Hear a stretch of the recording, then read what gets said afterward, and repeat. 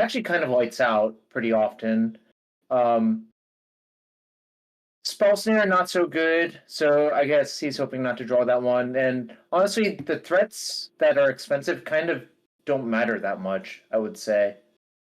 Yeah, I think the consensus has this that Living End actually has a decent shot in game one. You can the multi deck with a bunch of dead bolts and unholy heats and so on. There aren't that many hard counter spells, especially in the list that we see from Mark Stanton. Spell Snare among the worst cards in the entire matchup here, but post sideboard things get quite a bit harder.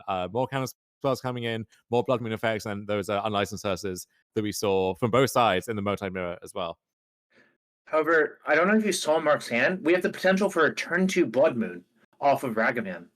Well, that'll do it, and that's going to put Daniel to the test to have Force Negation, Grief, or something like that, because otherwise he might not get to cast whatever his Cascade spell is, and the game might be over on the spot.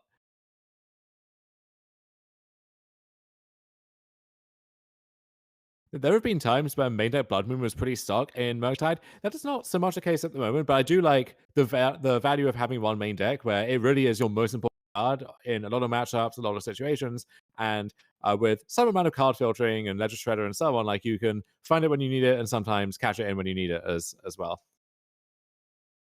Mark also drew a counterspell on turn 1, so that's also an interesting avenue to go down.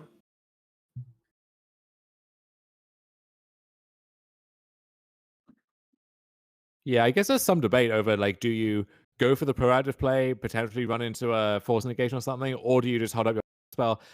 I think that if you don't go for the Blood Moon here, I guess if Ragavan keeps connecting, you could try it with backup in a turn or two. But I kind of like just putting him to the test. I think.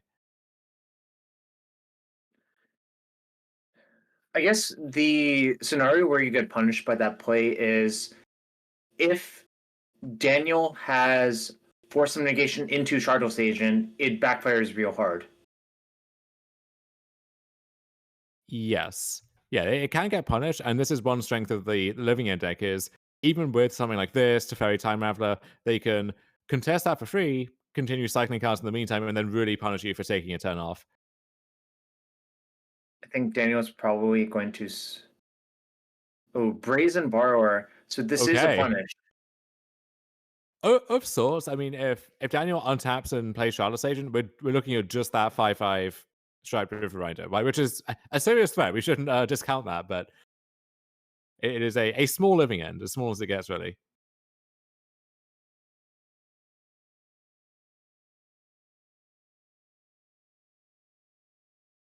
Oh, wait, shout out to the Charlotte Legacy League. Yeah, it's Charlotte, North Carolina, the same place this tournament is taking place in right now, and you see their playmats there, local to this event, and check them out if you're into Legacy, which we don't get to see that much these days, but format still has a lot of grassroots support out there, and this is a big part of that. I really like the Blood Moon on the playmat, joining the Blood Moon that's likely to be Oh yeah. recast next turn.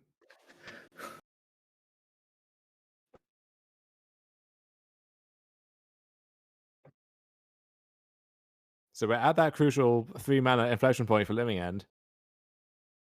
And he would love to have something like a Grief or a Street Wraith or something to juice out that Living End a little bit, but it looks like we are just going to pull the trigger on it right now. I, I think this actually makes a lot of sense. If you wait, there's counterspell to worry about. You also want a blocker for the Ragavan. Yeah, the other thing is how does it get better for you, really, right? Yeah, Uh, exactly. you know this is happening in the next turn at minimum. Otherwise, if Mark does have a counterspell or something, maybe you can't beat that instead. So yeah, I have a So 2/2 and a 5/5. What up? And I guess a 3/1 flash flyer coming down at some point. this actually looks pretty good for Daniel now. And it all revolved around Mark just tapping out for the Blood Moon, right? Yeah, so that is where you can imagine the other fork in the road that we didn't take instead. Maybe just Ragavan protecting or protected by counterspell runs away with the game. But this is a beatable ball position, right? If Mark can just work towards a reasonably sized Murktide region and I can just stop the whole thing in its tracks.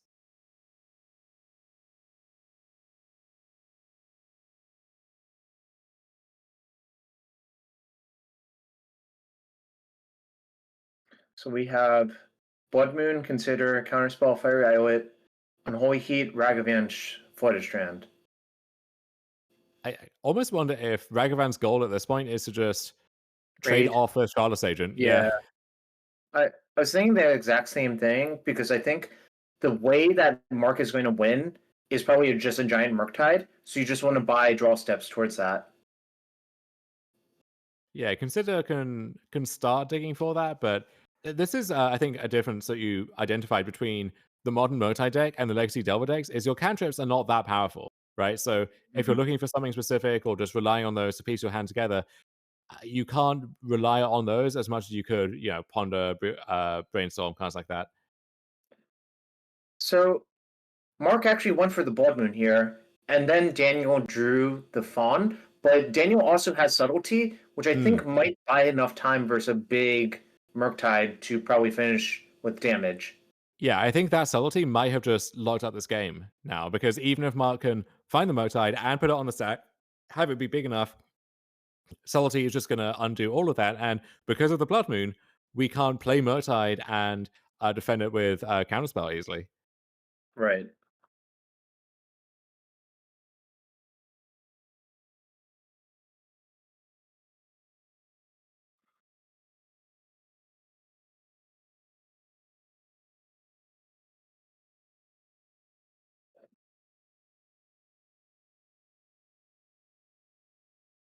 So from this point, it's unclear. I guess from Mark's perspective, he knows he's looking for Murktide, but from Mark's perspective, I'm not sure what he could look for that could get him out of this situation. I think he's just going to. Well, I'm casting something. So we're bobbling our opponent first. That's another force of negation on top of the deck.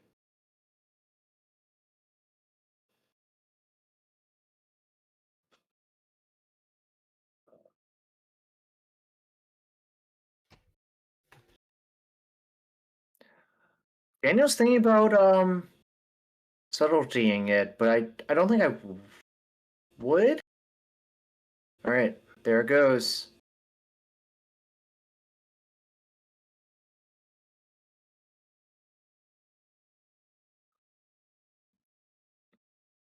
So we're using this on the Ragavan. Interesting. So Yeah, this I'm not does, sure about this. in one sense, this does shave a turn off the clock, right? Because now you're attacking for 7 and 7 again, as opposed to 5 plus 5 plus 5. On the other hand, the Ragavan seems a little interchangeable in the sense of, what if Marcus has a third one? What if there's a Ledger Shredder that can jump in the way? It seems easier to present random blocker. Um,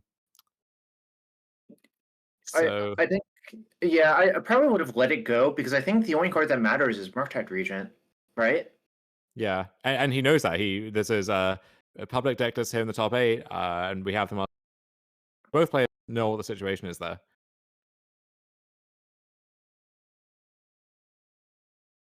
We save a turn with this. You can't even fawn it right now because it's Daniel's turn. So now, if Mark draws a Murktide Regent, he can very easily get out of this. Yeah, No, and this is can't can't do that. Can't do that. It's not force of will. And this is the other thing too, is if you are relying on the Shardless to shave the turn off the clock, well now Unholy Heat or Lightning Bolt, which are doing nothing for Mark otherwise, also can kill the agent and buy that additional turn.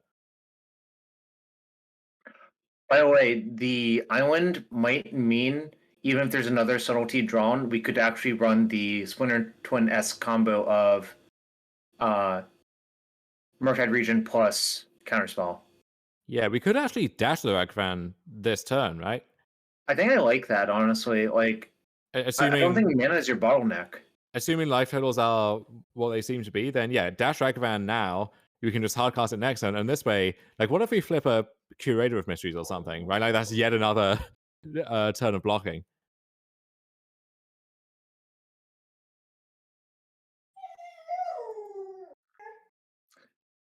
Hit Scalding Tarn, obviously no hope.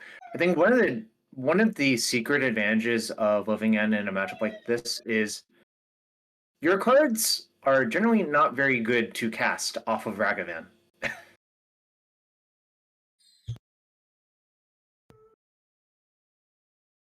Ooh, maybe we'll see a Curator of Mysteries or a Striped Riverwinder cast. Is it a bucket list item?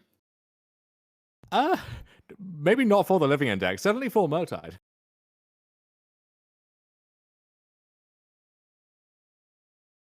Marks at 1.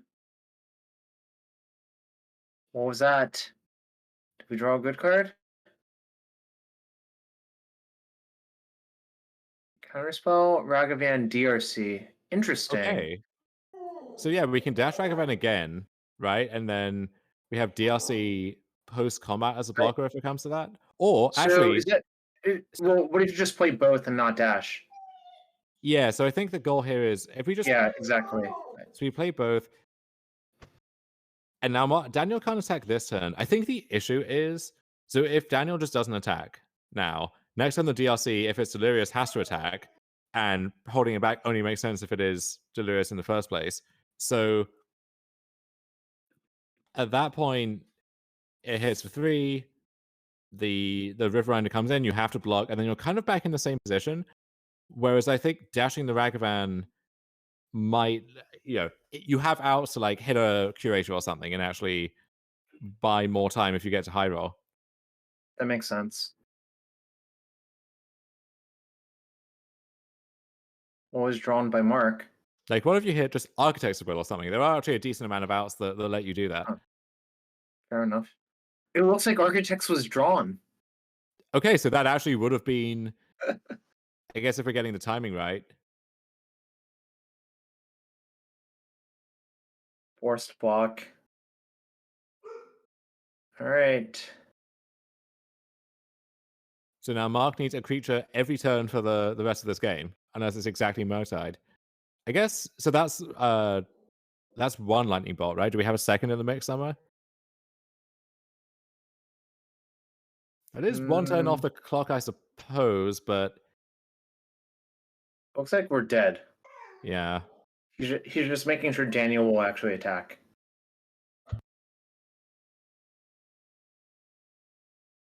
Ooh, Basic Island was drawn. Oh, Basic Island is a big game. We hadn't really considered that because it's okay a one-off in that. Also, if somehow that Riverwinder was contained, that would be another way for Daniel to just like do his thing regardless.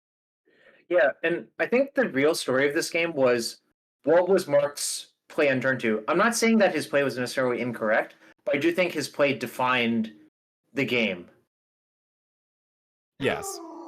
Yeah, every turn for the rest of that game stems from that path that we took on turn 2. And you can imagine the game looking very different otherwise.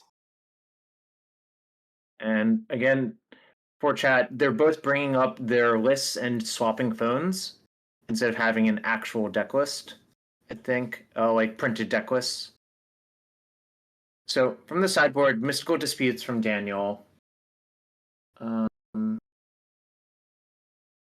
There's Mystical Dispute. There's Endurance if you want to try and play that kind of flash ambush game to hit DRC, hit Ragavan, stuff like that. There's also Dead Gone, which I assume is more for stuff like Lavinia and cards like that, but you could hypothetically turn towards that if you want to, answer a Ragavan or answer a big Murktide Regent later on. So the issue I think I have with that is it results in your... Okay, what's supposed to be putting this? I think a lot of games with Living In are lost because you dead end on cyclers and you just hit a point where you can't churn through your deck anymore. You can't find the real cards you actually need. Yeah, it's easy to assume, well, I'll just tear through my deck, it's fine, and the cyclers will find more cyclers. By the time you start cutting into that cycler count, that's not as true anymore. And you need your Living End, if you can find a way to resolve it eventually, you need it to actually close the game out. So that does come with a real cost. And then on the Murktide side, 2 Hearses definitely coming in, Flusterstorm, Spell Pierce. I would assume the second Blood Moon as well. And then I think the cards you might have to base about would be the 2 Subtleties and the 2 Dress Downs. Yeah, I don't think I'm a fan of the Dress Downs or the Subtleties personally. I don't think that's a kind of fight Mark wants to fight. I think personally, I would shave on red removal for sure. That's just not what the game's about. I would Uh, also cut the spell snare from the main deck. Whoa, I don't know about cutting this iteration though. Yeah, I'm not so sure about that either. So I guess you can cut heats, bolts, spells now. I mean, that's 9 pretty weak cards, and we identified 5 cards you definitely want, and then 4 maybes, if that. So that seemed like a clean swap, but maybe the thought is you do actually want some amount of removal to answer like a hard cast curator or to clean up like a small living end. I guess that's true. I can't really get behind cutting expressive iteration though. I do think the subtleties have some merit too, just because Mhm. if endurance is part of the equation, it's a good answer to that. And then also, sometimes Living End will want to use grief to clear the way, and subtlety is a really nice response to grief. That's fair. I think I saw Daniel citing out the Sunken Ruins because it's not good versus Blood Moon as well, and you could also cannot keep a one land Sunken Ruins hand anyways. Yeah, that is true, and that is we mentioned cards which kind of stop the cycling chain. I guess lands by definition do that as well. I would think though, like you need to get to 3, and then sometimes you want to get to 4 for Cascade plus Dispute. So I think just having lands to draw and being able to hardcast your creatures if it comes to that is it does have some merit to it. And if Grief is still in the deck, just hardcasting Grief as well. Right. But I don't think there are as many obvious cuts from the Living End side. Right. I have a question for you. If you're playing Living End, do you side in the fourth Living End in a matchup like this? Hmm. I think this is one of the matchups that it is in theory for just these heavy interactive decks where maybe the first living end gets countered, you draw one of them when you're cycling, you need to have you need to be able to like living end or attempt it multiple times. So I would assume yes. But then that's another thing that you now have to find room for. All right, Dom, we're in this game. Tell me what's going on. Okay, well that's a foil Wisdom Reef, a foil Solitude. We have a Chalice of the Void on 0, it looks like, for some reason, and then Nathan is at 1, so every card is lethal, except if Solitude can block something, in which case maybe not, but possibly. Oh, is this? Okay, so if this Stoneforge can fetch Cauldra, and there is a Cigar's Aid as well.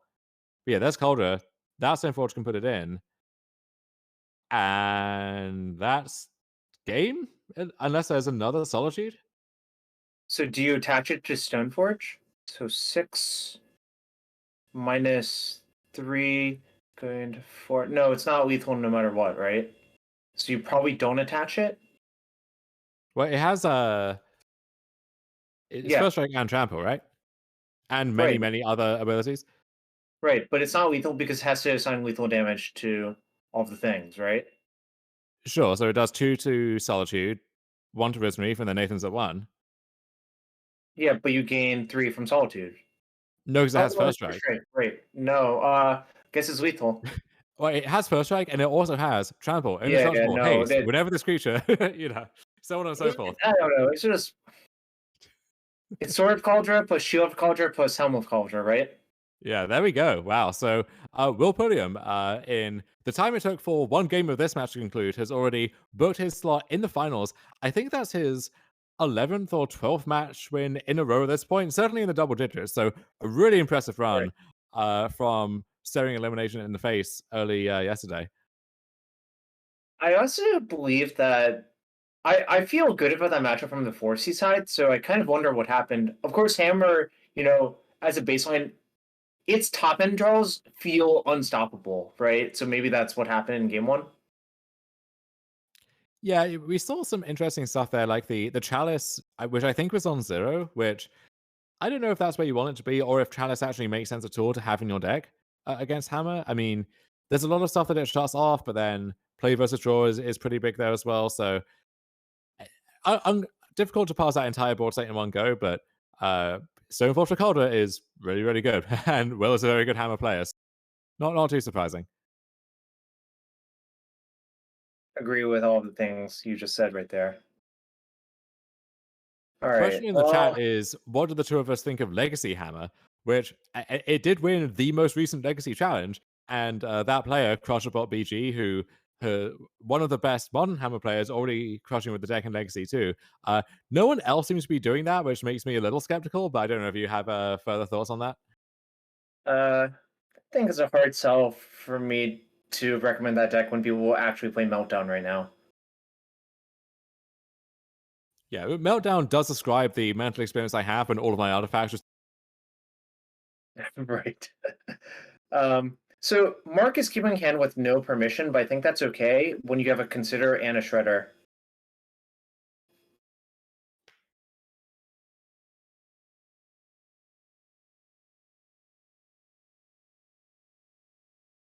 And Whoa. turn one grief here for Daniel. So maybe we're thinking that. So here's where the subtlety you brought up comes in, right? Yeah, if Mark has subtlety here, that could be a really big swing. Well, it's subtlety Shredder Consider land, right? In which case, what do you pitch to the subtlety, if at all? He's thinking about not doing it. So if you don't do it here, what is exactly your plan for this subtlety, right? Yeah, and he will just pitch the consider. Daniel is looking. He definitely raised an eyebrow right there. If you saw that. And it's okay, so interesting wrinkle here is that so if you pass a turn, Mark attacks, and the Ragavan hits the grief, which I think he does want to redraw the grief, but Mark doesn't want to hit it. So now. So if you want to redraw the grief, it's actually pretty easy. Just fetch and response, cycle your architect's grief, pitch grief, right? Oh, sure. Well, But does he I have don't a know if second they actually architect? fall in Daniel's hand correctly. Yeah, the architects would need to be that additional black card. So okay, there was the river run. So we could have redrawn the grief if we wanted to, which I kind of assume we did. I'm also fine just leaving it there and daring Mark to be like, all right, do you want to attack flipping grief? A different grief. Yeah, it's one of those weird spots, right? Where like if Daniel lets you do it, then it suggests he doesn't want the grief. In which case, you kind of want to have him draw the grief, but then there's this weird leveling.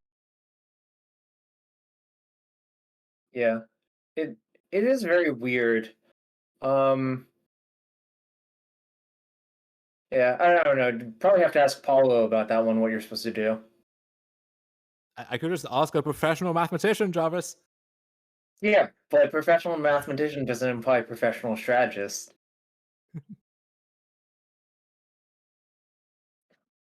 So Ledger Shredder joins Ragman on the battlefield here. Second line for Daniel. Just passing back, and the graveyard is. I mean, this graveyard was enough by itself to single-handedly win game one, but I don't think that's going to be the case as much this time. Definitely agree. You know what would be sick? If Mark hit a grief right here. That's Foundation Breaker instead, which is much worse. That's another thing too. Is are you meant to bring in Foundation Breakers just as a hedge against Hearse, even though there are just two Hearses? I guess Blood Moon Well, two. what's So in yeah, two, you right? probably do. Yeah. Yeah, Did Mark draw a Spell Pierce? He did. he did, and that's a big draw because otherwise we're kind of defenseless against an oncoming Living End. Yeah, and our clock's not particularly fast. Cycle. There's Architects. Fawn Endurance Outburst, but no Red Source as of right now, right? Just another Botanical Sanctum. That is correct. Yeah.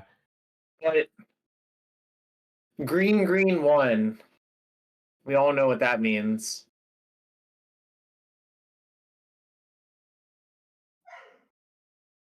Okay, well, auto warring endurance is not really a good way of doing it. But maybe you just have to do it, right?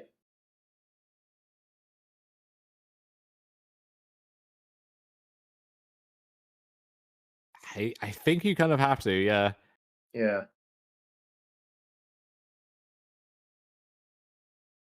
Probably let it resolve, see who Daniel's going to target, which will obviously be Mark. Probably just have to tap all of your lands to cast or channel the Otawara.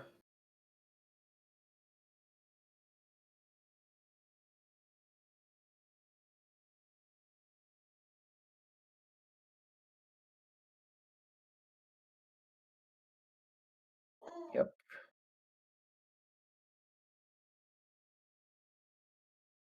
I think this is a spot where subtlety would have been really, really nice for Mark. So maybe there is some merit to what you said about having subtlety in the deck. Shouldn't there only be one treasure? Yeah, the Odawara costs 3 because Oh of no, the recommend then discount. that's Yeah. correct. Never mind. But Recovan plus subtlety is something of a Splinter Twin situation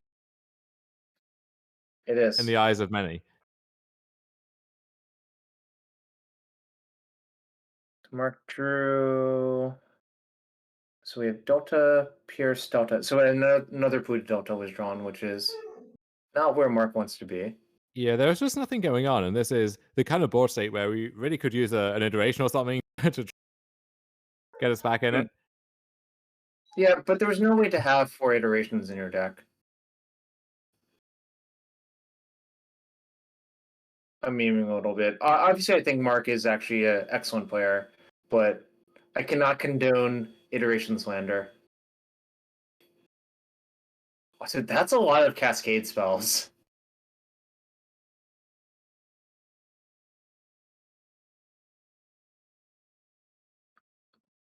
So did Daniel have an Architects for Force of Negation? Or did I It missee that? No, it looks like he does. So I wonder if the plan is to. I guess there's no reason to go for it pre-combat, right? So you could do it on upkeep to minimize the chance of mark drawing interaction, but then if you lose that fight, you can't cast endurance, and there's Ragran and Shredder get to attack. So I think he'll just chill for a bit, go for it on end step. If he loses the fight, doesn't really care too much. If he wins, then he wins. Agree with you.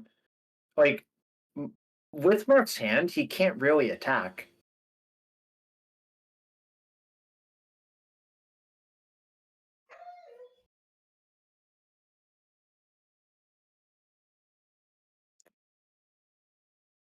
Sadly, you probably just have to say go. And yeah, he's in fact saying go. One good thing for Mark is the Living End will trigger Ledger Shredder. So maybe he finds another gas card. Oh, well, that was a quick one.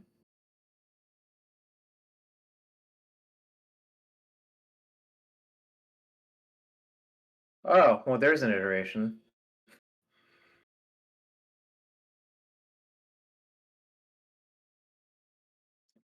And some number of bolts that are still in the deck, which I guess if you don't think you have that many good cards to bring in, something to say in, but wonder exactly how.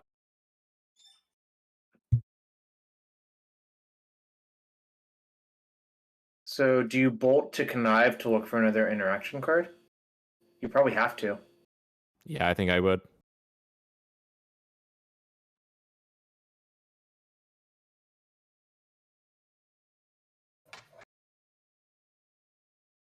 Let's see.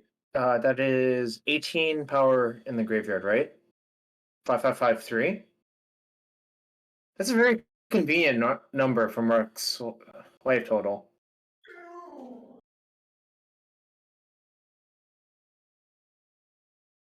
So looks like Mark is dead.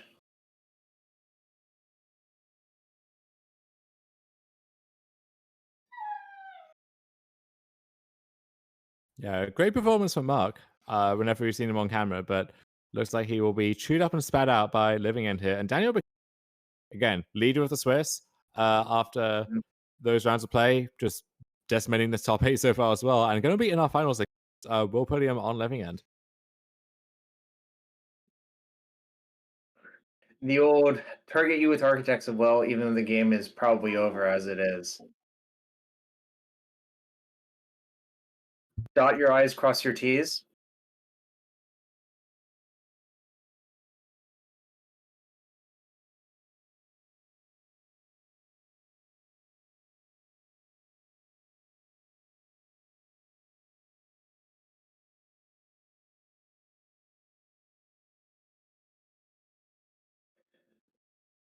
So it looks like our finals matchup will be Living End versus Hammer Time.